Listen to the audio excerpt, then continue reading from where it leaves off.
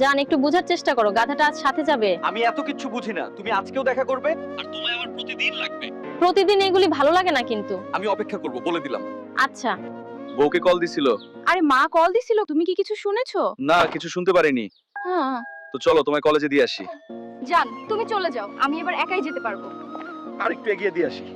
অনেক কষ্টে গাধাটাকে বিদায় করছি, কই তুমি জলদি আসো, নইলে আবার কেউ দেখে ফেলতে পারে। তোমায় ছাড়া থাকতেই পারি না জান। ওয়াও, তোমায় আজকে অনেক কিউট লাগছে। হইছে, এবার জলদি চলো, আমার টাইম কম। বলুন আজ আপনাদের কি লাগবে? আমার আজকেও একটা ভালো রুম লাগবে। রুমে কিন্তু এবার এসি থাকতে হবে। ঠিক আছে, কোনো চিন্তা করবেন না। বোরকা পরা মেয়েটা দেখে আমাদের হালকা ভাইয়ের বউ, তার মানে কলেজে না গিয়ে বয়ফ্রেন্ডের সাথে এসব করতে আসে এখানে। এখনই জানাতাছি। হালকা ভাই, ও হালকা ভাই, কি রে বোন, কি হয়েছে? তোমার বউকে দেখলাম রেস্টুরেন্টে অন্য একজনের লগে। কি বলিস? তার মানে ও কলেজে যায়নি? উফ, রুমটা এসি থাকায় খুব শান্তি লাগছে।